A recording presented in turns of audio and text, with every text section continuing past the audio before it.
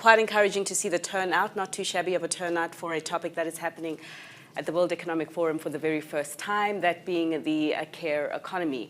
Good morning to you all. My name is Fifi Peters. I am an anchor at CNBC Africa in South Africa, and I'm also facilitating the panel this morning on the care economy, a $11 trillion economy that, in my view, is in the business of providing TLC, that is tender loving care to the children and the elderly and the disabled that are in need of its services. And like all economies, are composed of a formal sector that's the doctors and the nurses and the care workers, most of whom get paid. But there's also the informal sector of the care economy, mostly made up of women, mostly made up of single women, women of color who mostly go unpaid for the work that they do. So the portion of women that try to juggle two balls, as it were, the corporate ball in pursuing their careers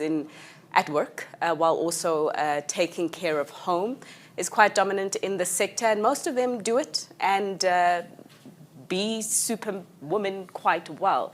But of course, not everyone is able to, and what we do find is a lot of these women are dropping a ball, and it's the corporate ball that comes to the floor in those cases. So the World Economic Forum recently highlighting that the gender parity gap right now stands at 132 years. That's how long it will take to close that gap. Apparently, it's an improvement.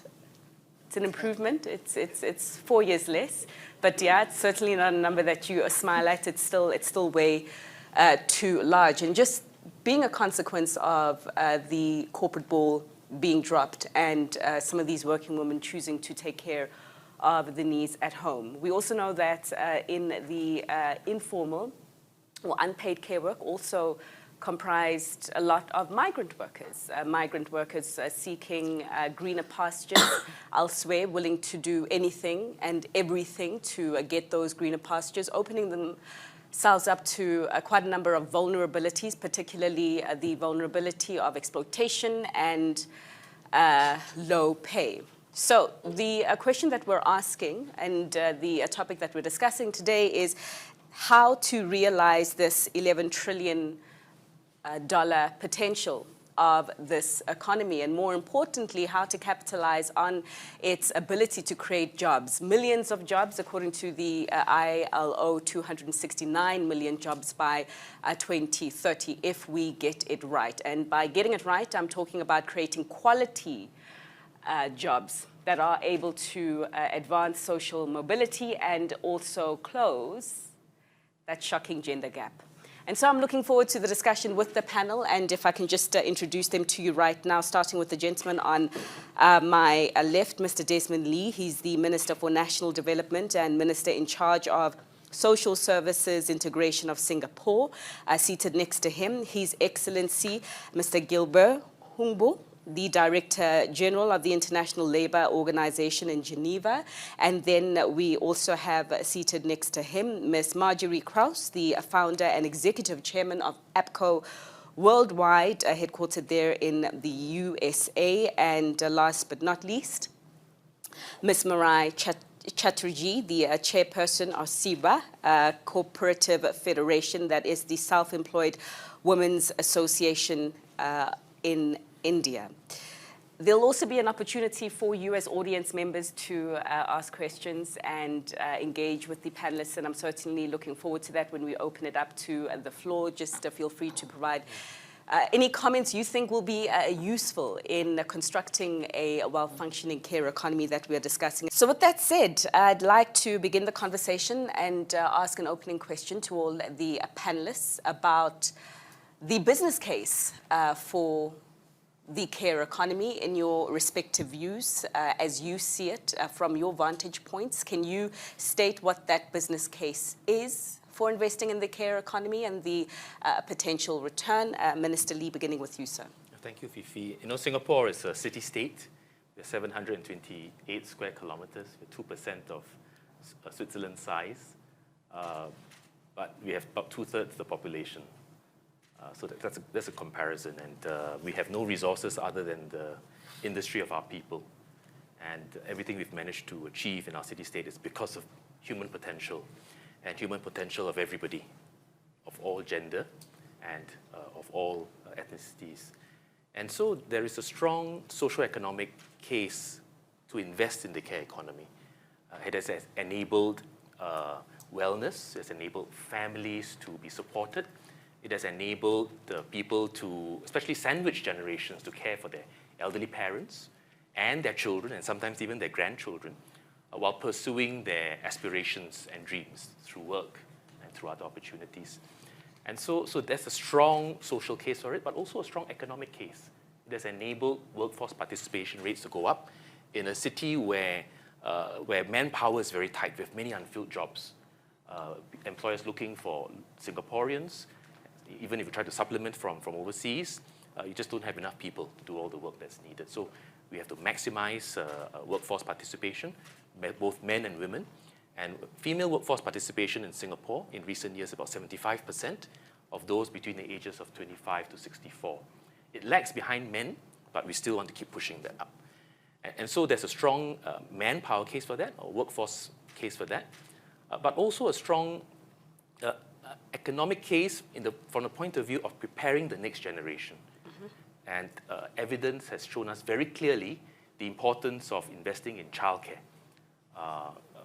In the early days, Singapore invested in childcare principally to enable women to go to work. Mm-hmm. But today, that remains important, but the secondary relevance is that evidence has shown us that if you intervene in children between the ages of 0 to 6, their development potential goes up. And it's also very important to tackle inequalities, especially for lower income households, put the children on a good foundation in life, and then through life, they'll be better than others. So that's for childcare. There's also a lot of entrepreneurship involved. Some of the preschool providers in Singapore that provide services have also sprouted a second wing and gone overseas to provide services. Needless to say, senior care is also important for a society in Singapore, where by 2030, 1 in 4 of us will be the age of 65 and above. So a super age society. Senior care is important to enable people to continue to go to work while seniors get the care that they need. Disability support for persons with disability and developmental needs is also important, because if we intervene early, through early intervention, then the children have a better chance of more typical development. And so that's important too.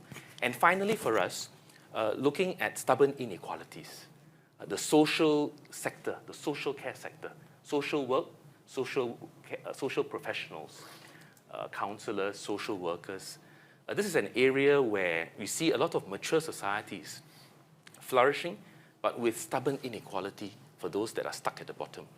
And so in Singapore, we're piloting new ways to try to tackle this by strengthening the social care sector, integrating them, and I can share a little bit more later, but maybe let Mike. All right, yeah. Look forward to hearing that detail and a bit of color of what is working in your country, sir. And DG Wo, just from your vantage point, I mean, the numbers that we're quoting around the job potential of this economy coming from the research of your organization. So as you see it, why is it non-negotiable at this stage in the economic cycle to not invest in the care economy? No, first of all, thank you for organizing this session. The care economy, truly speaking, is really, I see that just as we are all thrilled when we talk about the digital economy today, because it's also part of the future in terms of economic growth and social justice.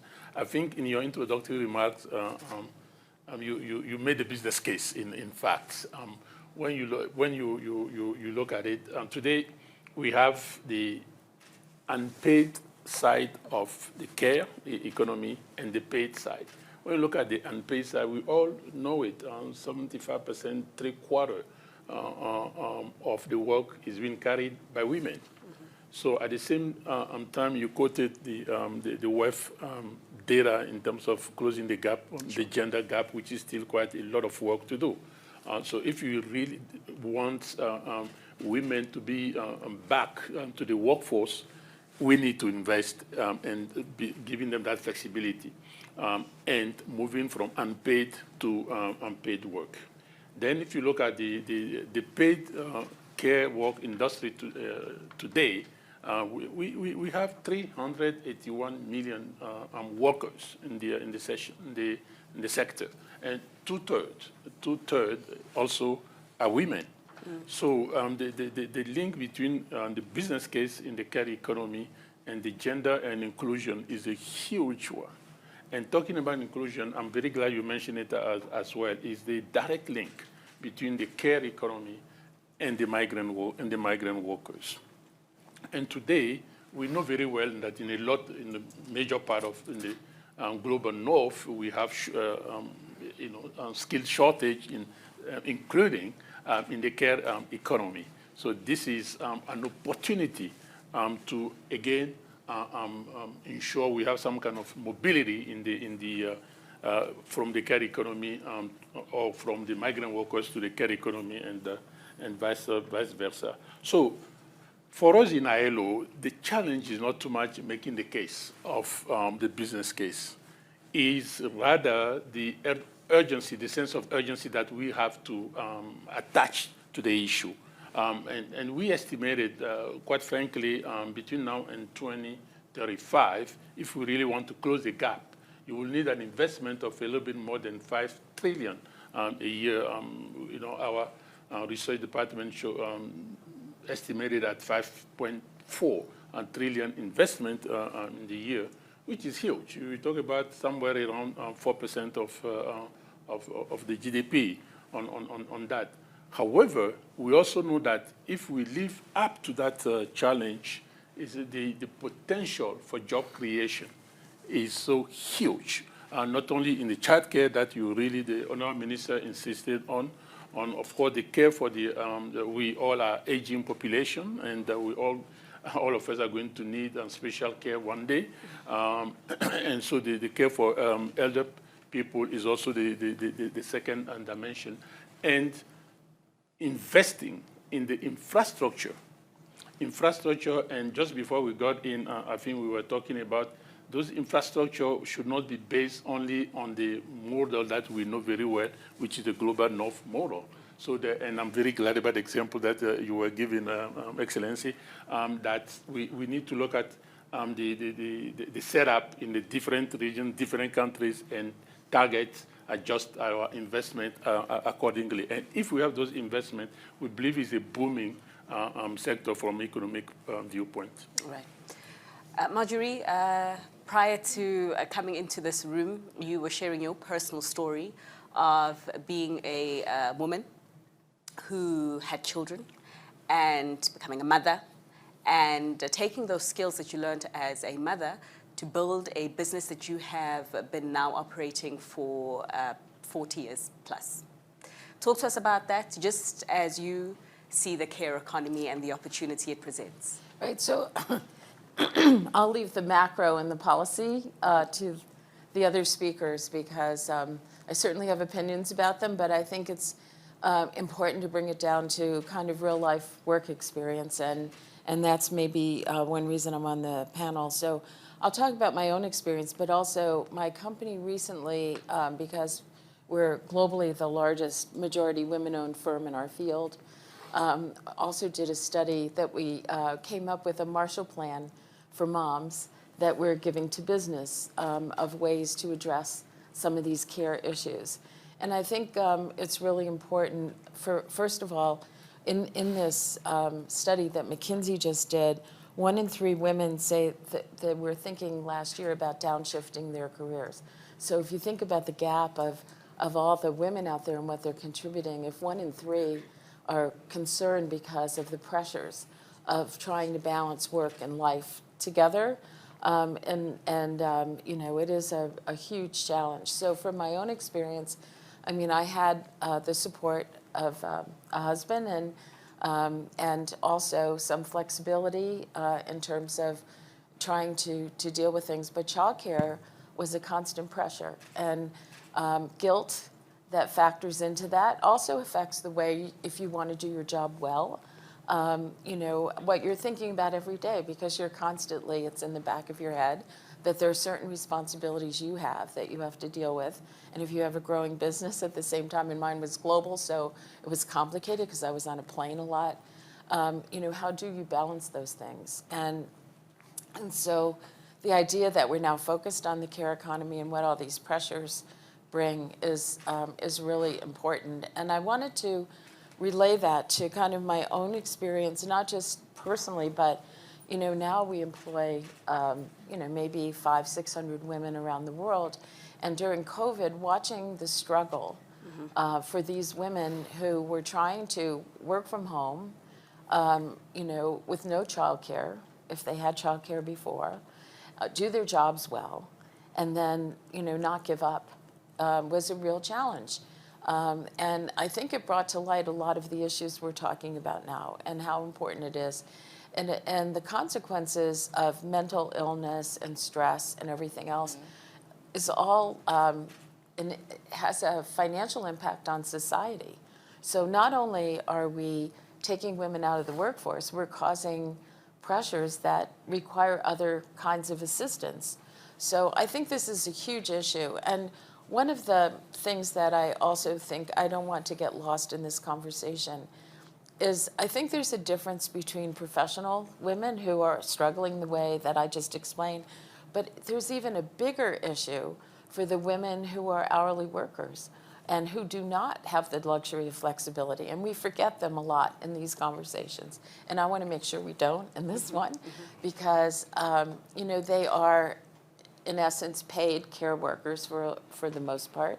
I mean, they do other things too, but you know, if we want to really let them advance in their careers, we have to find a different way to not only compensate them, but to create opportunities in their workplace where they do not have, you know, where they may have more flexibility on hours, or they may not have such a rigid schedule that they can't adjust it if something comes up, or we're going to end up with a double problem. Sure. Because there'll be fewer workers. The workers will have much greater inequities in society, but we have to find a way to address that as well. And I, you know, I hope we'll have time for some of the ideas that have come out of this. Okay. So I don't want to take too much time. Okay, so let's speed it up so we can get to some of those ideas. Mariah, just your thoughts. Your organization works with quite a number of women, 2 million plus or so, Self-Employed Women's Association. You have a very strong opinion on the care economy and what works and what doesn't. Just your comment, just against the current macroeconomic backdrop, your comment on the current construct of the care economy and what needs to be done to shift it for the better. Sure, Fifi, thanks. I think the economic case for poor informal women workers in India and really everywhere, I was listening to you, there's so much resonance, is very clear. If women don't have basic care services infrastructure, they simply cannot work. And they have to go out to work if they have to put food on the table. It's as simple as that. And over the years, we have seen through our micro studies at SEVA that women have reported that their incomes go up at least 50%, if not double. They report peace of mind. They report that for the first time, they can bring quality food into the home. They can pay for their children's school fees. So I think the economic case is clear. And as Marjorie said, during COVID, women faced a lot of stress because when men could get back to work, women couldn't till much later. Childcare centers were shut. There was no support for their care work. And in fact, 85% of women in a study that we did, a micro study, said that they couldn't go back to work after the pandemic because there simply wasn't that kind of support. So I think the care argument is very clear. It's a strong economic argument. I would also say that while it's good for families, it's good for our economies, both local economies and the national economy. It's a powerful way for women's economic empowerment and through women's work, poverty reduction as well. The other thing I'd like to say, very much like what Marge said, is that women reported peace of mind when there was this kind of support and less stress. Now for the business case, we have seen that there is a huge demand for care work. and already we have formed collectives and cooperatives for the past 10 years. They're financially viable, they're running, and there's a huge demand. In fact, we can almost not keep up with the demand. We have to do the skilling and capacity building and training and so on. So there's this huge demand, and I also think it's important because informal workers' care work is then formalized. There's a structure, they're recognized, they can get social protection. When they have their own structure like a cooperative or collective, they can discuss with employers and have, it's win-win for both sides. Everything is clear, what you have to pay and so on and so forth.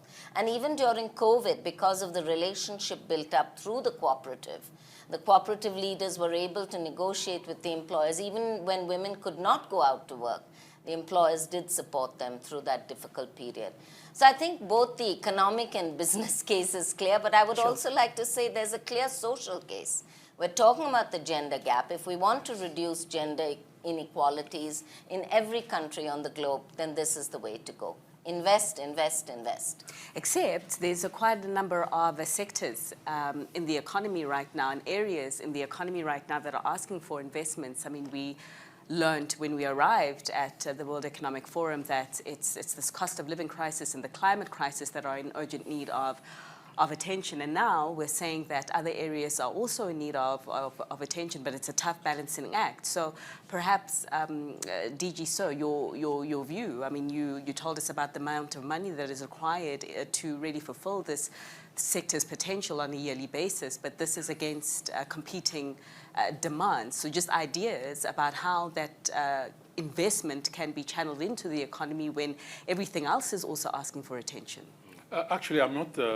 I'm much more optimistic on that front. Okay. Just because of what we discussed earlier, the business case here, and I was listening very carefully to Marjorie, she is in the business. I believe I'm very, very optimistic that first of all, the private sector will be investing more and more in care because you do have a business case, which is one. Secondly, the public authorities, governments, and policy decision makers, more and more will have to create the policy environment to facilitate, to enable that investment in the infrastructure. And thirdly, let's face it, the care economy is becoming, or I would say is already in major countries and is increasing, it's becoming a big issue when it comes to political elections on that. And that is a plus, to be honest on that. So globally, I believe the investment and the financing side there will be an appetite. The challenge for us is how do we deal with the peculiarities that some countries or some regions might be facing.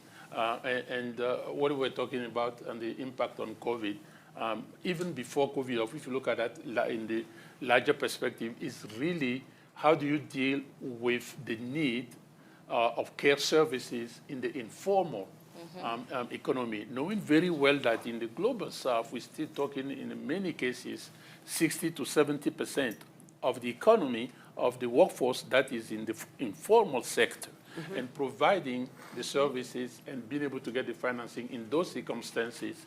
This is where we have to work on. All right.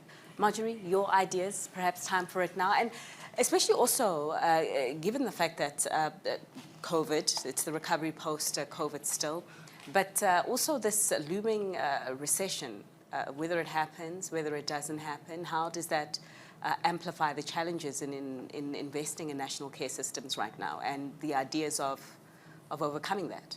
Well, I think, from a macro sense, there has to be stronger government policies to support care workers and to support the care economy. And, it's in a recession, especially, what we want to do is make sure that people who can work have the ability to work.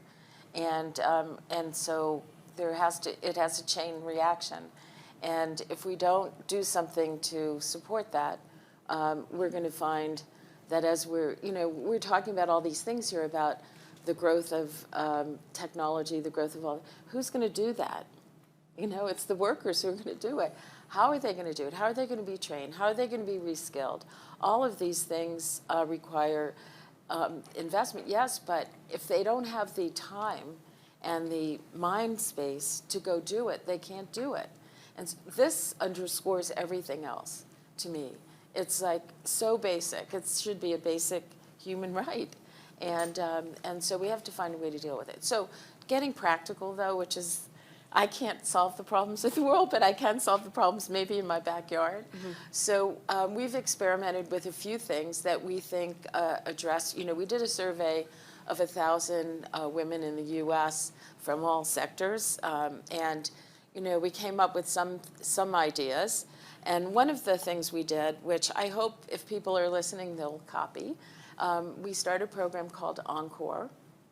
And what we did is we made available jobs to people who could not work full-time or could not come back, but they're also people who are skilled, and they may be home for 5 years or something, and they don't want to come back in a workforce where they have a gap on their resume, and then, you know, because it says, well, I did childcare. And so this has been hugely successful. The women who come back and who you give a chance to, they're very productive because they know how to balance things, and they know they have to go home and do other things. So they want to do their very best in the workplace. And then we created a cohort of them so that they would be able to reinforce each other, so that people would feel they had the efficacy to do a good job. And so, I mean, there are a lot of these little examples that they don't solve the big problems. That has to be done at interventions at a higher level.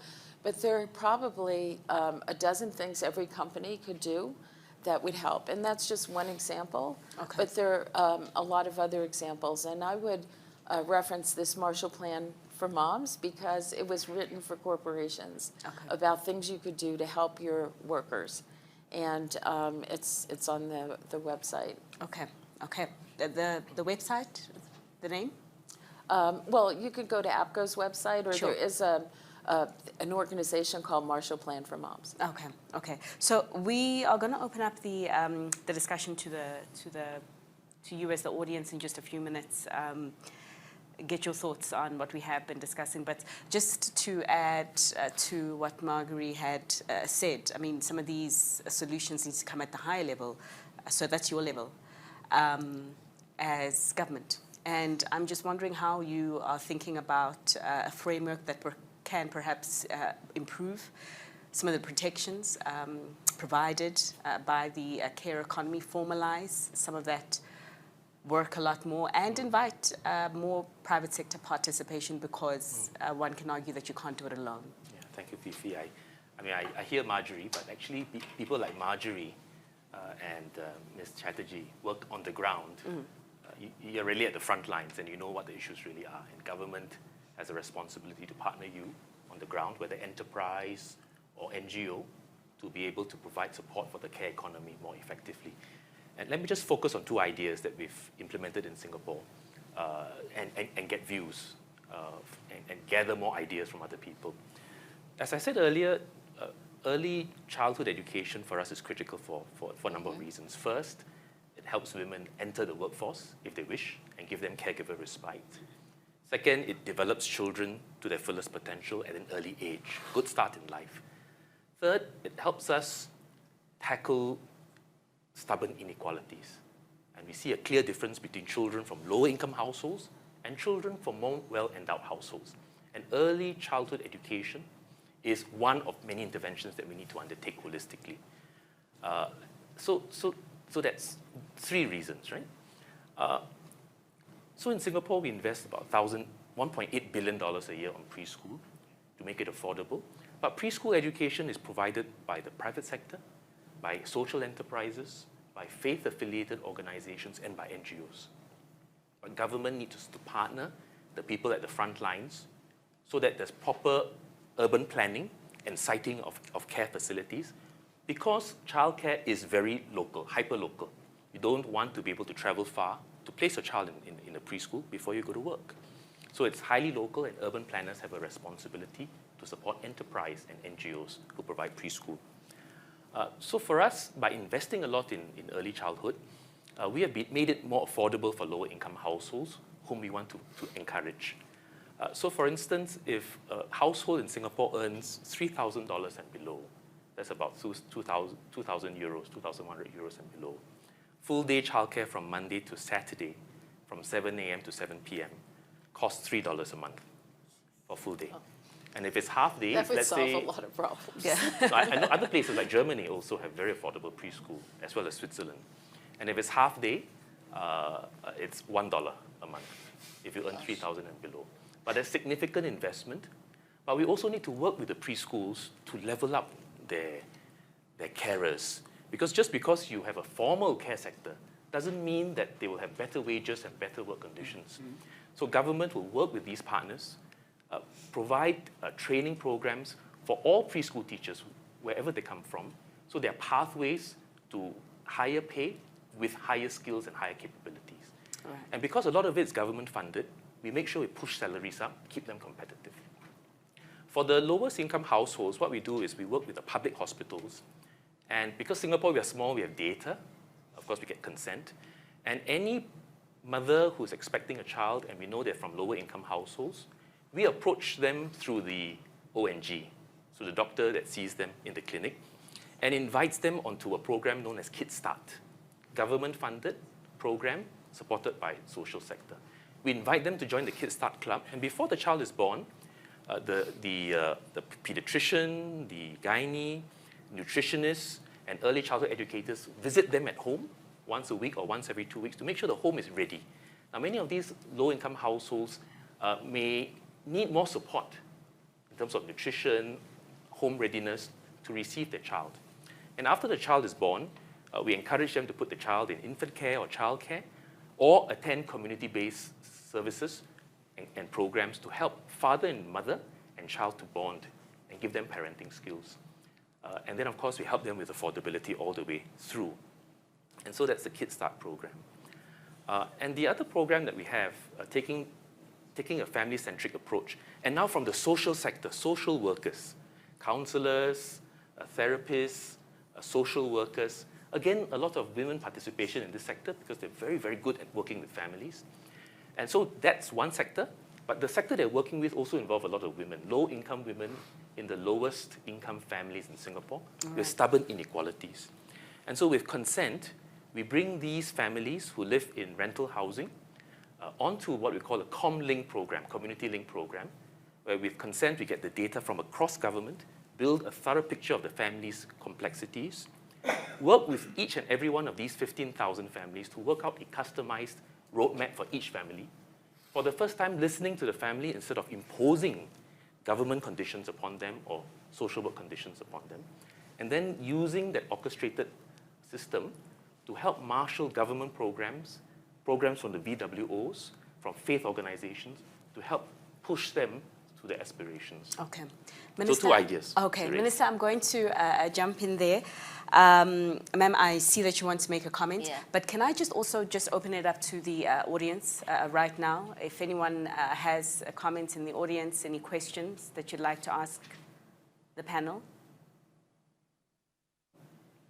I've got Yes, go ahead. we've touched a lot on the childcare side of it, which is obviously critically important for both economic and social equity issues. But as the globe also starts to get older, especially in the developed world, how do all of you think about what we are starting to learn on the childcare side that needs to be applied to the elder care side if we're not going to have a squeeze on both ends of the aisle, which again will more likely fall on the shoulders of women? All right, that's a great question. Mariah?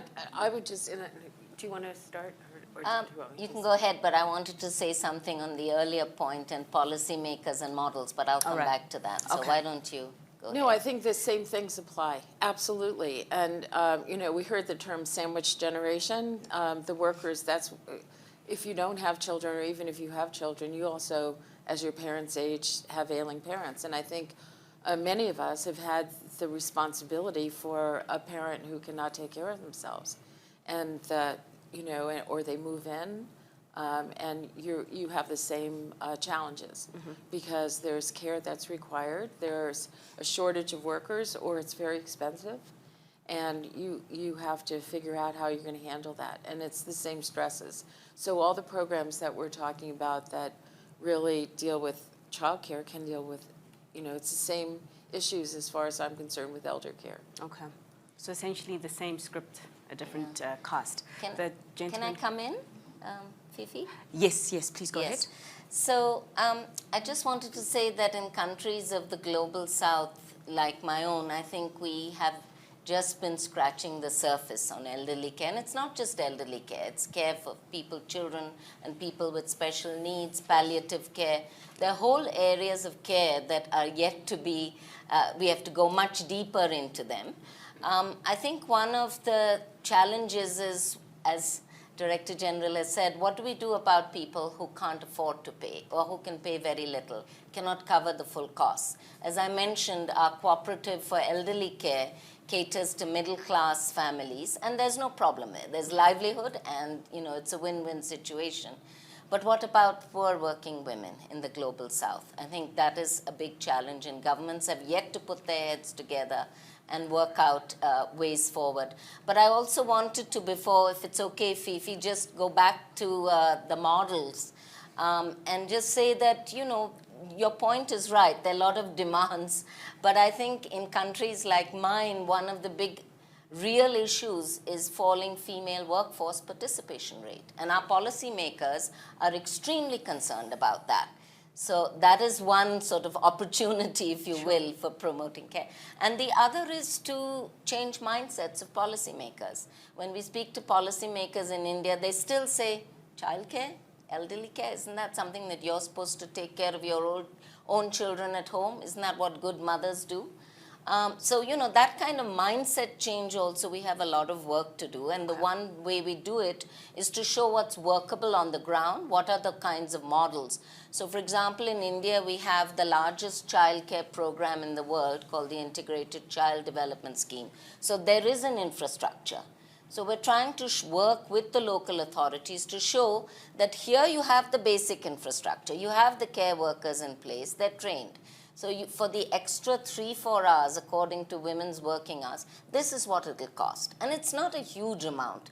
For childcare, we are estimating 1% of Indian GDP will take care of it. And of course, for the other aspects of care, we are still to go into it. All right. So I think you have to show the models. And the other quick thing I wanted to say is working with the private sector and public sector. For example, the Supreme Court of India gave a clear directive to the formal sector workspaces saying that you've got to have creches.